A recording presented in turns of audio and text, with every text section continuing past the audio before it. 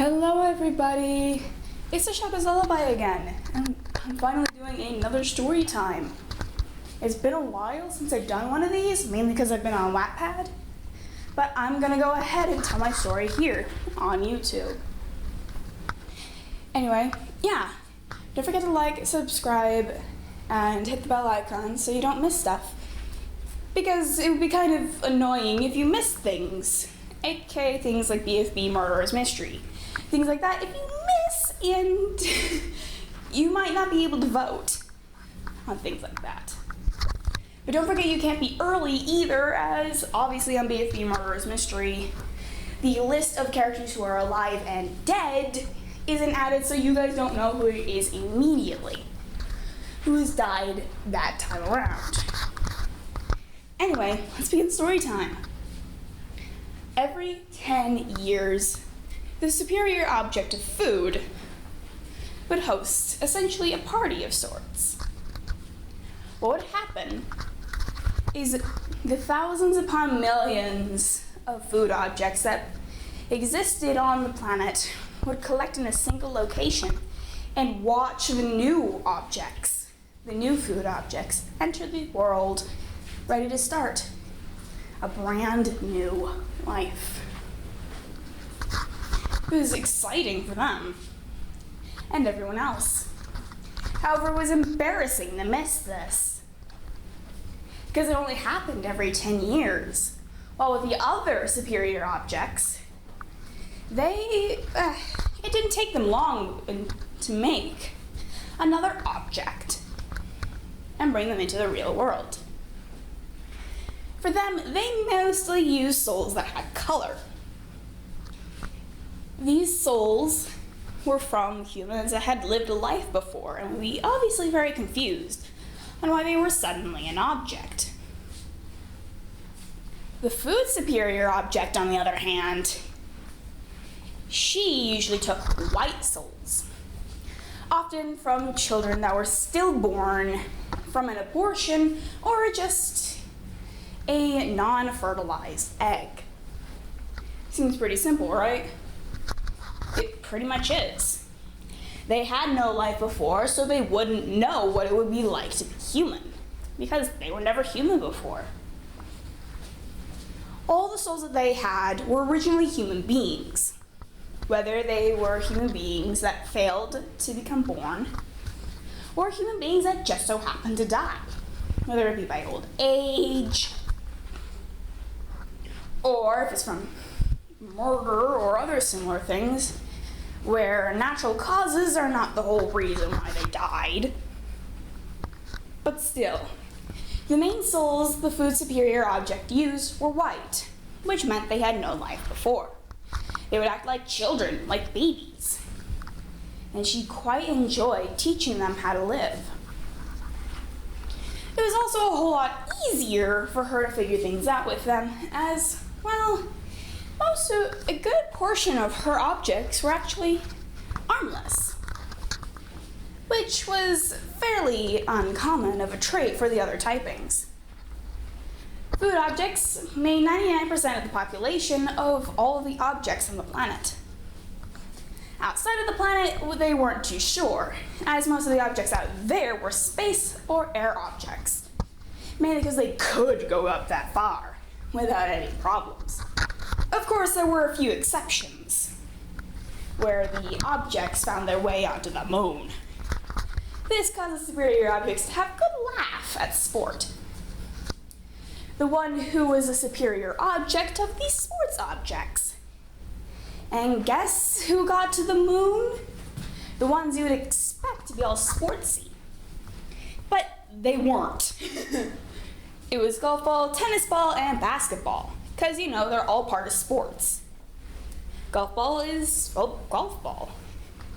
Tennis ball is tennis, and basketball is basketball. Durr. But back to the main story. Because this happened every 10 years, all the food objects were greatly ready to do whatever it took to get to it. Usually there was a bus that showed up near their location. In the previous years that this has happened, the bus usually stayed at one location, so it knew the main spot it had to go. However, it appeared to completely skip over the area where BFB used to take place. Now it was moved to a completely different location. Instead, it went to the spot where BFB was now taking place.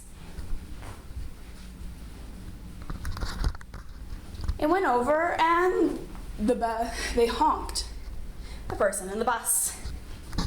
Lollipop was the first one to notice. However, the others quickly came as well, as they recognized the honk. There's usually 3 honks in a row. Only 10 seconds later, 2 more honks, 10 more seconds, and then a single honk. It was the same pattern every time. And all of the food objects left. 4, of course, was very much confused on what was going on, as the bus left with every single one of the food objects that were competing in BFB. It was now leaving to go over to Teapot and collect those food objects. Of course, 4 had to ask what was going on, so Bubble had to explain. Bubble explained to 4 that usually food objects every 10 years would go to this one location to get to greet and meet the brand new objects, as they usually aren't shown up till 10 years have passed. Which meant it was 10 yearly, however you would call that. Anyway, with an explanation, 4 decided, hey, let's not do BFB till they return, as it'd be kind of unfair. Also, X kind of convinced him too. Now the bus was over at Teapot with the same honking pattern.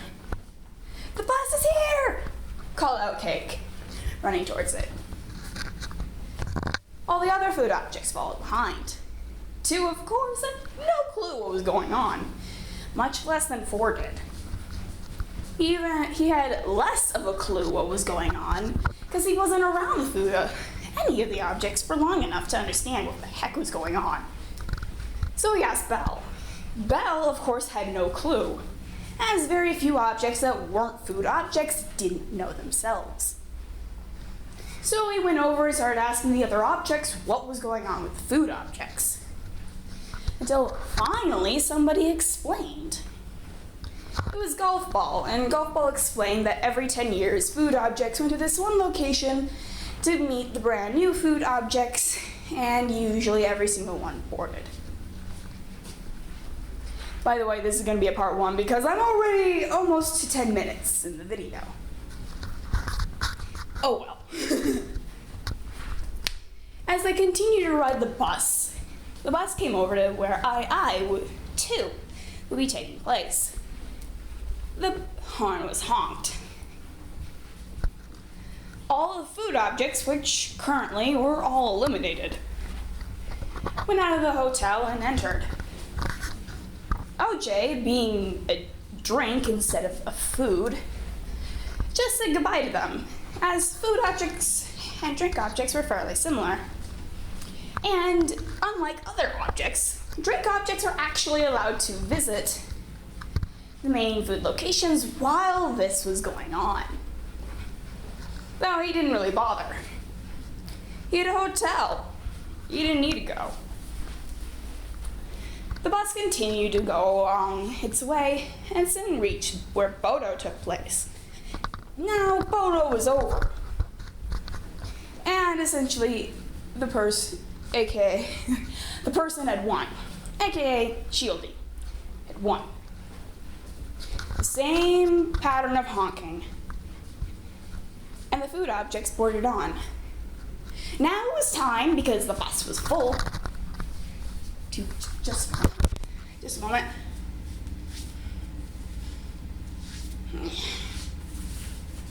Sorry about that. Anyway, the food objects are now ready to go over to the main location. Because, well, the bus was full. It couldn't take any more passengers.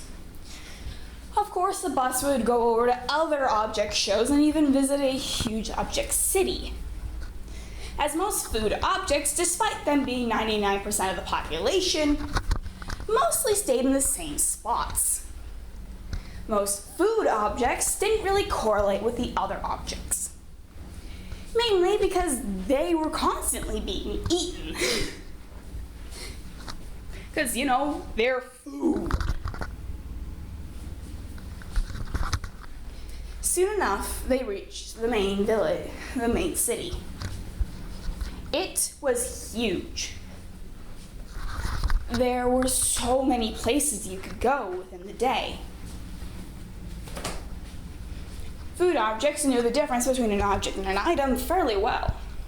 That way they didn't feel too awkward about eating food, since they themselves were food.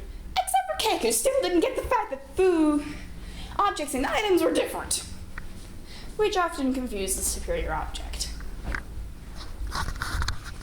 Since the actual releasing of the object was going to be happening in the afternoon, it was about time to just go ahead and just go around. The actual party itself lasted for the whole week. It was only the beginning. When Fries got off, 2 characters, some tater tots, and a burger were waiting for him. Obviously, he was part of the fast food grouping. Plenty of the objects were in their own food groupings, mainly because it was kind of hard to put them all in the same spot as there were so many of them. Like I said, 99% of the population were food objects, and for a very good reason. Unlike with the other superior objects, the food superior object was crazy about food. She was constantly baking, constantly cooking, constantly butchering, constantly making sure that her plants are grown. She is constantly getting food items and turning them to food objects via human souls, of which would then turn to food souls, or really object souls. Anyway, that's where I'm going to cut it off for part 1. I might have a part 3, but I will have a part 2. Anyway, don't forget the thing that I said earlier, which is the subscribe, the bell icon, and to like the video. Obviously, I'm not going to have a comic because, well, the comics are reserved for BFB Murderers Mystery and SBFDI. If you guys want to go ahead and press the subscribe button and the bell icon, you can quickly get to everything, aka the videos that I make every week. Anyway, see you in the next one.